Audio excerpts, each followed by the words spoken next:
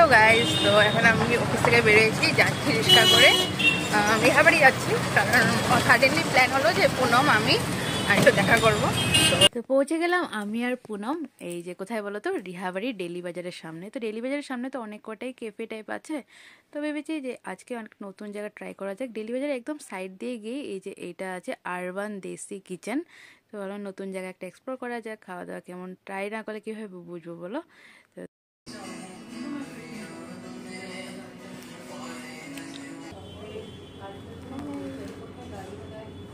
Snacks টাইপে কিছু order করেছি, কারণ এখন ডিনারের টাইমও হয়নি।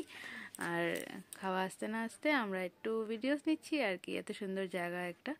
তো জায়গাটার কথা বলছি, জায়গাটা না কোজিও প্লাস স্পেসিয়াস, দুটাই বলতে পারো।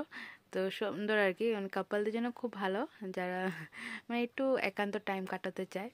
আর ফ্যামিলি বা বাচ্চা নিয়ে আসলো খুব ভালো, হাজব্যান্ড ওয়াইফের জন্য খুব ভালো একটা জায়গা।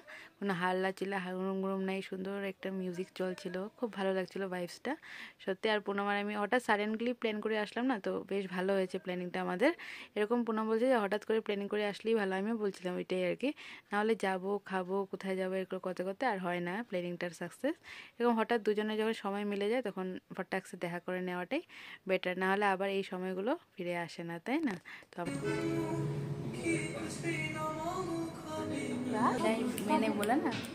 তো অর্ডার করেছিলাম আমরা পাও ভাজি, সাথে ছিল কি বলতো স্যান্ডউইচ, কিছু তন্দুরি পনির স্যান্ডউইচ ছিল, আর ছিল সাথে হট কফি।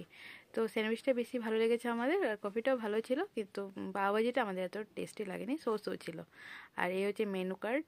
তো আইটেম তো অনেক কিছুই আছে এখানে, একদম স্টার্টার থেকে নিয়ে lunch dinner menu everything, snacks beverage বহুত কিছুই ছিল।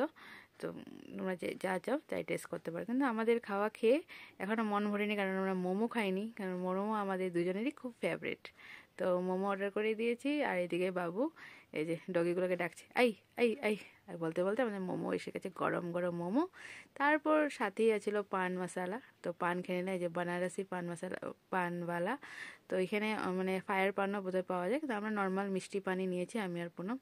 জমিয়ে দুজন মোমো বললে মোমো তো খেয়েছি, তারপর পান খেলাম। প্রথমে পুনমকে বলছে না না পান খাবো না, মানে মুখটা ঝাল ঝাল হয়ে আছে না, মিষ্টি হয়ে যাবে। তো পুনম বললো নেই চলো খা লেতে হয় থোড়া থোড়া দোনো মিলাকে। তো সেই মধ্যে পানও খেয়ে নিলাম, অফিসের দিনগুলো মনে পড়ে গেছে, আগে আমরা লাঞ্চ করে এরকম অফিসে পান খেতাম।